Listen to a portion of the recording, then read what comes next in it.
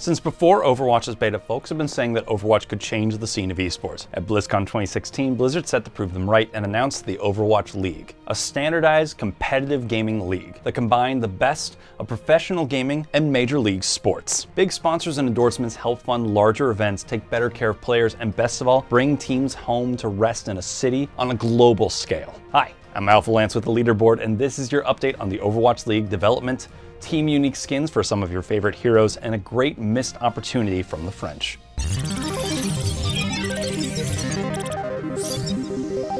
Professional gaming has been a dream job for many, but the field has lacked many regulations and stability for players for years. And while it has improved over the times, Blizzard has decided to take it to a whole new level of professionalism. Introducing the Overwatch League, or OWL for short, or OWL, though more people need to call it that because it's an adorable acronym. It's a professional premier esports league organized by Blizzard Entertainment to celebrate the best of the best, with their experience in other popular esports like StarCraft and Hearthstone, and using the tried practices of traditional sports league. Blizzard is building a model that will feel familiar to what many viewers would expect from a sports league and benefit its players with regulated salaries, housing, coaching, and even healthcare. And to be honest, that almost is the biggest draw. In the past, professional esports has been filled with independently owned teams. Sometimes a team would be localized, while other times they would grab players from other countries, but most teams weren't known for a specific location or even a specific country some of the times. It was a little bit of a Wild West. Teams would consist of a bare minimum staff, 6 players for a team, a manager,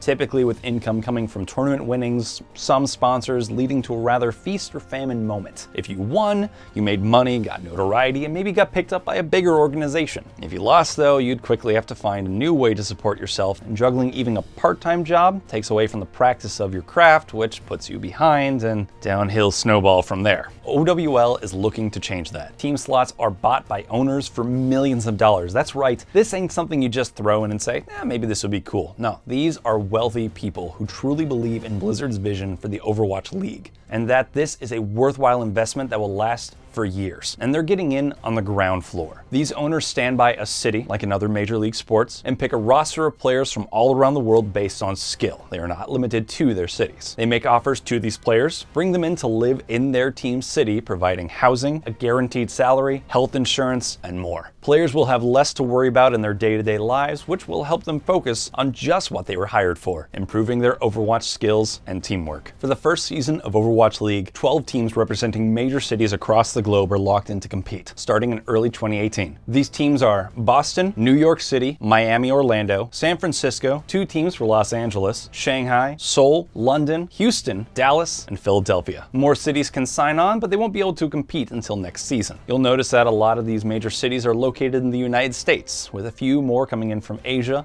and only 1 in Europe. Hopefully with the imminent success of Overwatch League, more cities will invest, like Paris, France, for example, Sydney, Australia, or maybe another team or 2 from Seoul, South Korea, because we know there are plenty more amazing players from those areas. Though of these 12, not every city has revealed their team's official name and roster. As of yet, Boston, New York City, London, Miami, Houston, Philadelphia, and 1 of the Los Angeles teams have not yet revealed a roster, but they still have until October 30th to sign players. So the rest should be coming very soon. In fact, by the time you watch this, they may already be up, so check that out. Of the 6 remaining teams, San Francisco, Dallas, Shanghai, Los Angeles, Boston, and Seoul, Korea have all given something for us to work off of, whether it be a team's name, color, logo, or an official unique hero skin showing off those colors and logos. San Francisco, California is rocking an awesome ensemble of players as well known as their owners, including Shaquille O'Neal, Jennifer Lopez,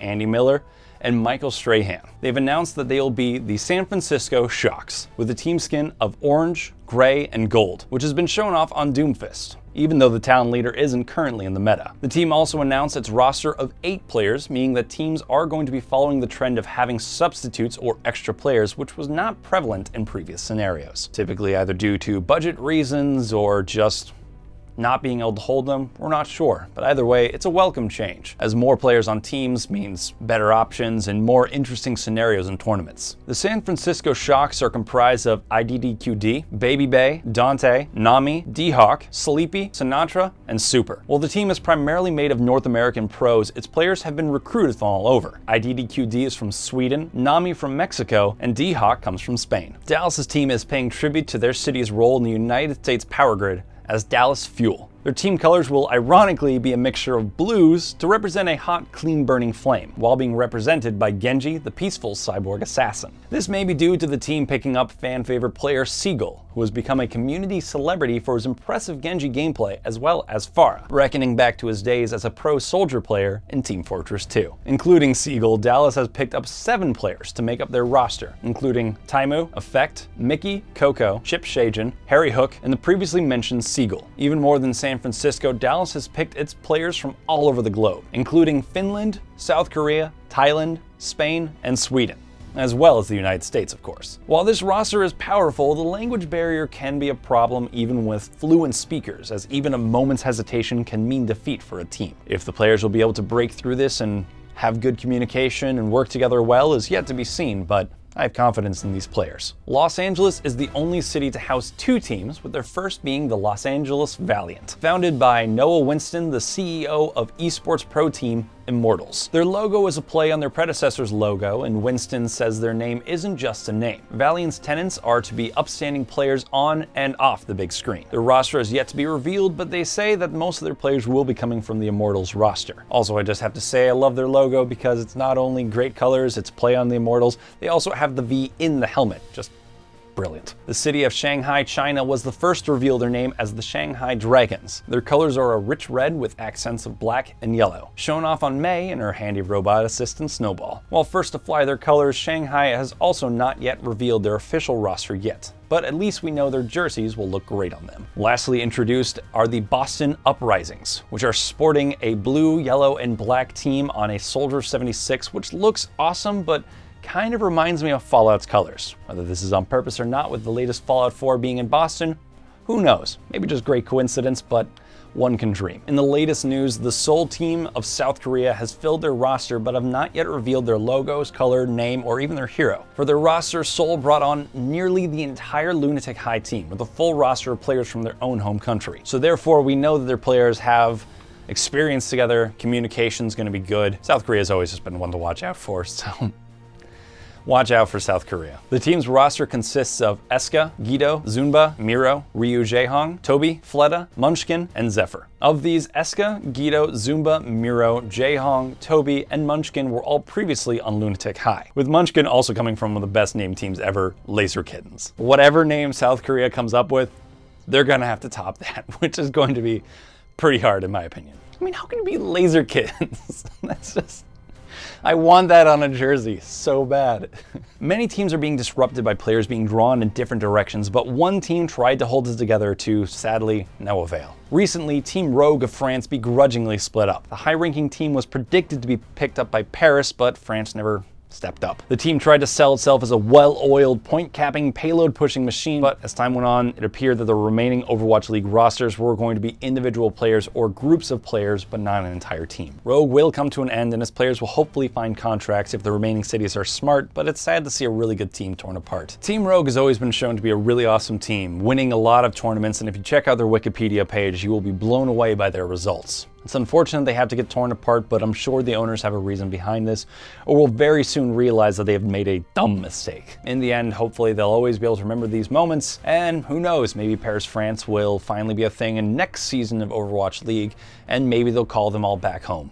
Until then, we will miss you, Team Rogue. Currently, there are 2 official Blizzard arenas that have opened up. One in Los Angeles, California, the United States, and one in Seoul, South Korea. They're custom designed and built with amenities to accommodate top esports competitors and their fans. While other esports will be able to compete in this space, Overwatch will be its biggest draw. The inaugural season of OWL will take place in the Los Angeles arena, so says Blizzard, before more stadiums start popping up around the world, and especially the States. Personally, I can't wait for an esports arena to open up here in New York City. I can tell you right now, Blizzard, that if you do this, I will be walking right up to that gift shop and saying, "I'll take one of everything, please," if you do. I kid you not. I want every jersey every plush, everything. The venue will have all the staples of what you'd expect from a sporting venue. Jerseys of teams available for purchase, concession stands, luxury box seats for VIP and press, and a hall of champions showing off past winners. The Los Angeles Arena seats 450 guests with 3 large screens positioned over the audience. And while that's nothing compared to, say, Yankee Stadium, I say give them time. In 2016, the League of Legends World Championship semifinals filled Madison Square Garden 2 nights in a row. That's almost 40,000 butts in seats in person. Given the time to grow in popularity, Overwatch League will grow not only in size of fans, but in scale of advertisement. Because remember, it's not just Blizzard growing off its success, but its investors as well. Blizzard is changing the face of professional esports. If Overwatch League is a success, other games may start to follow suit, setting up teams in cities that they can call home to gain local support, pride, and housing, and regulating salaries that would allow players to stay with their teams for longer and have proper finances to invest in their inevitable future after retiring, because nobody can stay in this business forever. While Blizzard is not the first gaming company to help develop an esports scene, as many other game competitions have risen and fallen over the years, they are doing to the esports scenes what they do to all their games. They see a genre, a trend, or a style, and they improve it. They build on it. They have seen what has succeeded so far, and also have noticed what has been lacking. And now they are releasing the next step in the evolution of esports. I predict that other leagues will start forming as previous esports juggernauts like League of Legends and Counter-Strike Global Offensive see the success of Overwatch League's format and start to look for sponsors or owners or anyone willing to throw, say, $12 million at a spot to get on a team. Just throwing out a random number that totally wasn't based on Blizzard's Overwatch League. Perhaps the other way around, where potential sponsors will try to get in on Overwatch League's success by owning city-based teams to compete in pre-existing scenes, which will eventually grow into a trend. Also keep your eyes on the horizon as new games come out and start to develop popularity and competition. Games in development right now may be ripe with entertainment value that allows for high-skill players to go above and beyond while being visually stimulating to viewers, and also allow casters to discuss details, strategies, and even more while live. Personally, I have no doubts that Overwatch League will continue to grow and stretch across the globe. It wasn't the first video game tournament to make it on the TV, and as sure as Omnic Hell won't be the last. That's it for this week in the world of Overwatch League esports. Once again, I'm your host AlphaLance, and this has been your update on the world of esports, specifically Overwatch, on The Starting Point. If you have any questions, which team are you going to root for? Let us know in the comments below. And don't forget to click the bell icon to become a part of the notification squad. And if you like getting more from your games, subscribe to The Leaderboard, your home for video game facts.